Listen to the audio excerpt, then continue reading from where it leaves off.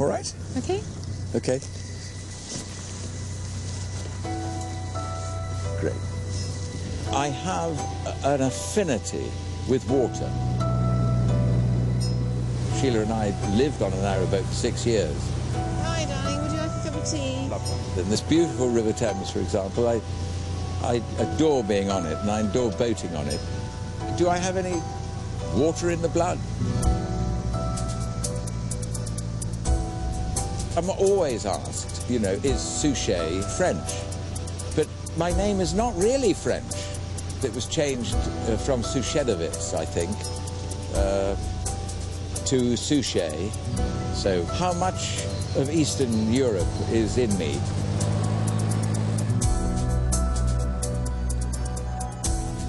I'm sure that we all inherit a great deal of the past. And I only know a little bit about myself. As an actor who likes to change himself to become other people, the more I know about myself, the more I can change.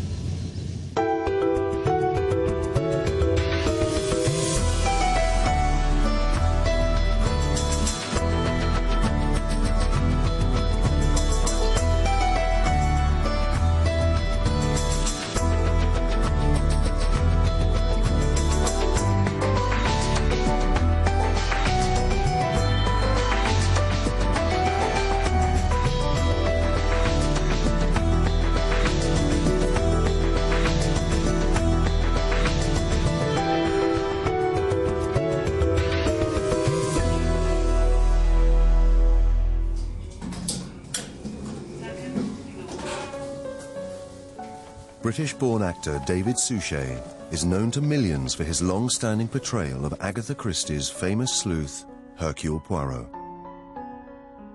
His talent at playing foreign roles like the great Belgian detective has been the hallmark of an impressive career. David believes his success is due in part to his diverse European heritage.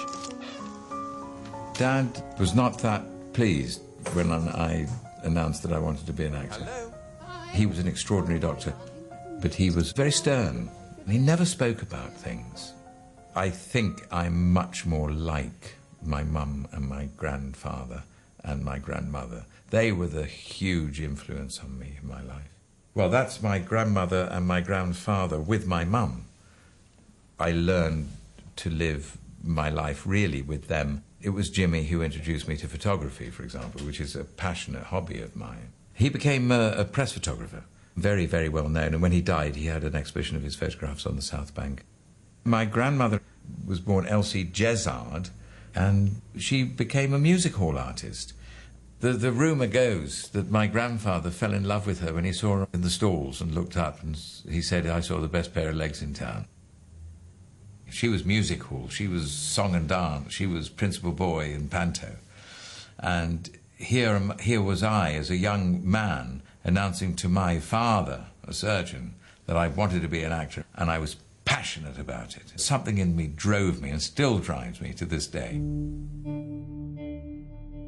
In search of any other theatrical roots, David begins with the Jezard line, the English ancestors of his actress grandmother Elsie. Jezard. David knows that Elsie's father was called Walter Jezard, so he searches the 1871 census when Walter would have been a young boy. And here we are, Walter Jezard, birth date about 1869, birthplace Sandwich, Kent, father's name George, mother Anne, view record. Oh, there's George Jezard. George Jezard, 33. He's a grocer's assistant in Sandwich. So a grocer's assistant there doesn't equal theatre. And now I'll go back 10 years to the 1861 census. Jezard. Search. Oh, there's a George Jezard. He was 23 and a grocer living in Sandwich. And there's another George Jezard, head, 53. So his father was called George. Bank profession or occupation. Gosh, I can't. Master? Mariner? George Jezard was a master mariner. So he was on the sea. I had no idea about this at all. A master mariner. Oh, well, there's my water. That's my water connection, isn't it? Still no theatre, but a bit and quite a lot of water, because as a master mariner, he would have been at sea. So while his grandmother Elsie seems to be the only thespian in the family, David has discovered that his great-great-great-grandfather, George Jesard, was a master mariner. I had no idea that any of my family were waterbound in any way. And to find out that he was a master mariner at sea, I would really like to find more about that, yeah. I really would.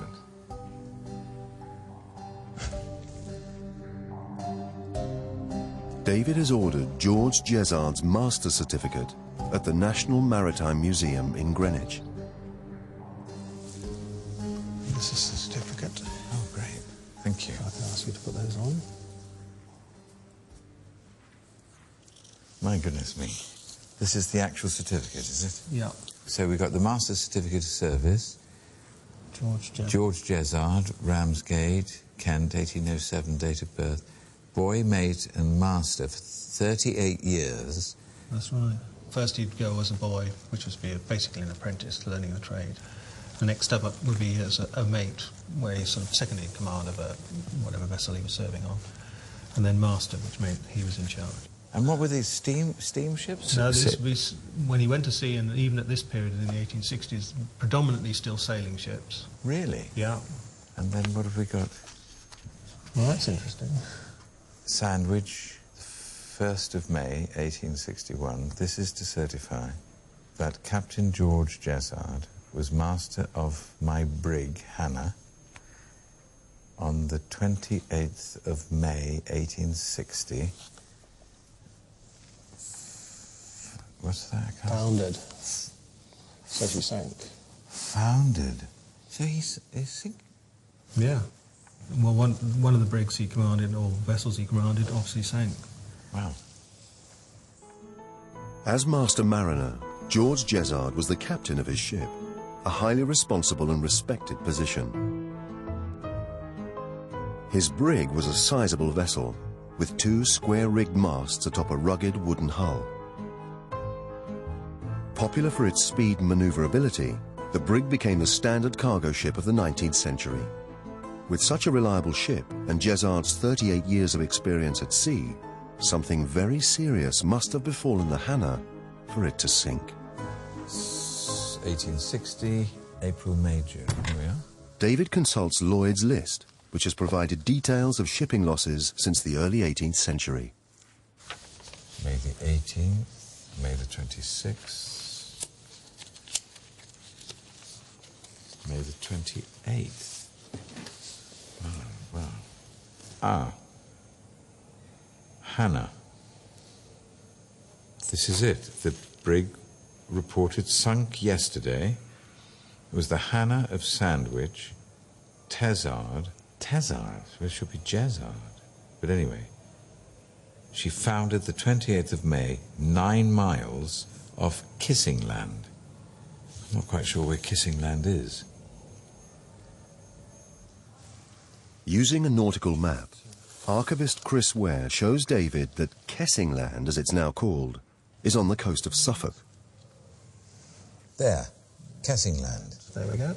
I mean, the nearest large place is Lowestoft. Would there be records there? They should be, because... They could have been rescued. Yes, well, obviously Jesard was rescued, so yes, there could be some records there. Well, the process of what I'm doing is fascinating to me, because how many times, as the character that most people know me for, Poirot, how many times have I put on white gloves and gone into registry offices and gone down lists of people? And that was the first thing, actually. It's strange, isn't it? The first thing I thought when I put on those gloves, I thought, how many times have I done this? And I'm actually looking now for my bloodline, for myself.